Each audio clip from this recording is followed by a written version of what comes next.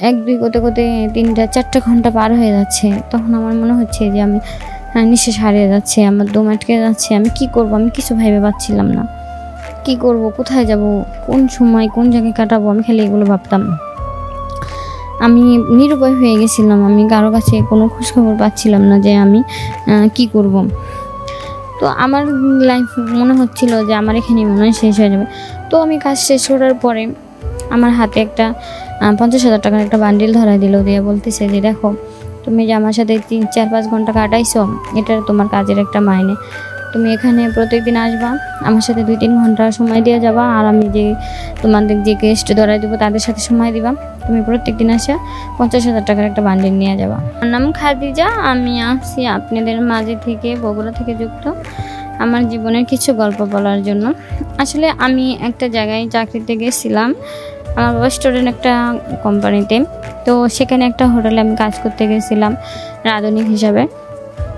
তো রাঁধুনি হিসাবে কাজ করতে গেলে সেই জায়গায় দেখা যায় যে আমার সারাটা দিন বসায় রাখার পরে ২টা-৩টা পর্যন্ত বসায় রাখার পরে বলতেছে, "তুমি কি করো?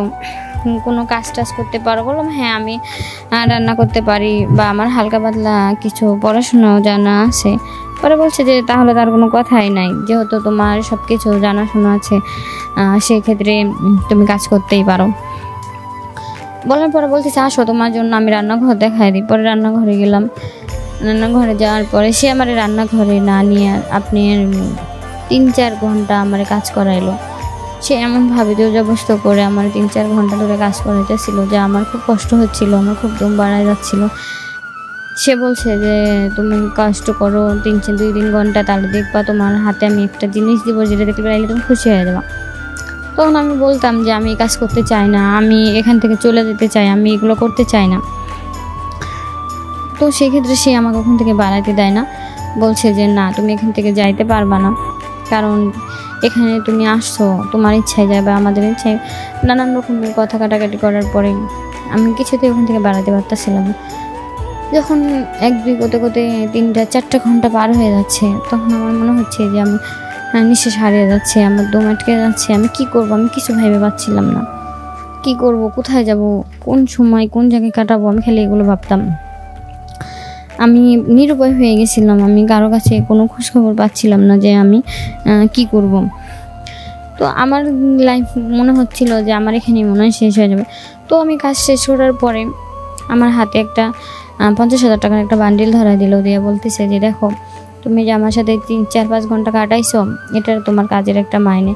তুমি এখানে প্রত্যেকদিন আসবা, আমার সাথে ২-৩ ঘন্টা সময় দিয়ে যাবা। আর আমি যে তোমাদের যে গেস্ট ধরায় দেবো তাদের সাথে সময় দিবা। তুমি প্রত্যেকদিন আসা ৫০,০০০ টাকার একটা বান্ডিল নিয়ে যাবা।" তো আমি মনে করতাম যে আসলে আমার দিয়ে মনে হয় এই কাজটা করাবে না, আমার আসলে ভালো হয়। একটু কষ্ট হলেও তো সবশেষে আমি দেখা যায় ৩-৪ হাজার টাকার একটা বান্ডিল পাই। এটা মনে করে আমি আর তার কিছু বলি না।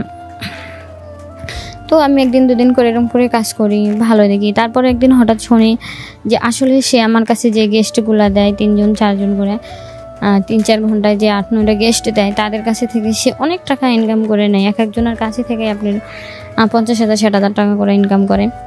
তো আর আমার এই ৫০,০০০ দেয়। তখন আমি ভাবলাম যে আমি এত কষ্ট করি আর আমার কষ্টের টাকা সে রাখে।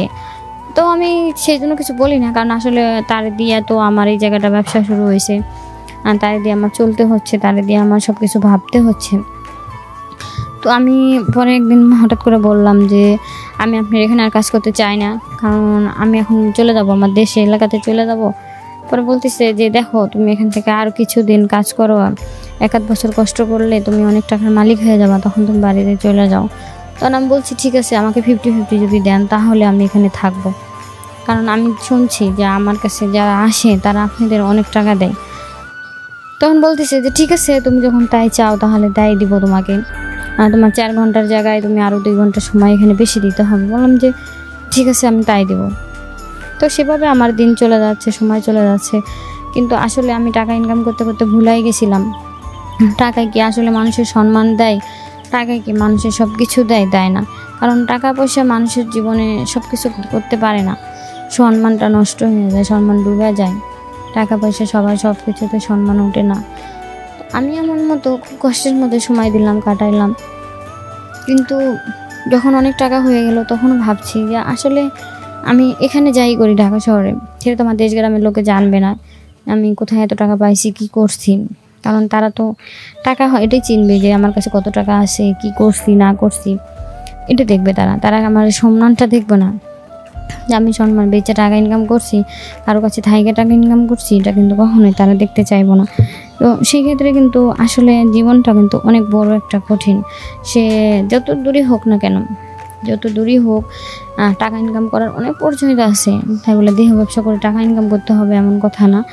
আর যারা এই পর্যায়ে টাকা ইনকাম করে তারা বেশি দিন থাকতে পারে না।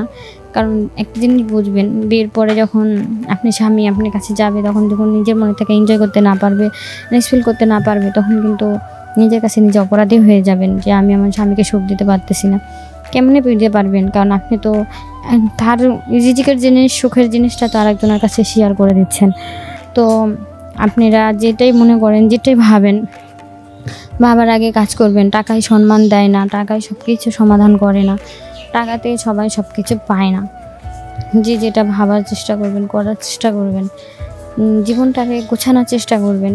কারণ আমরা এই জগতে বুঝি যে টাকা ছাড়া মানুষের কোনো দাম নাই। তারপরও বলি টাকার জন্য নিজের সম্মান হারাবেন না। সবাই সুন্দর থাকেন, ভালো থাকেন।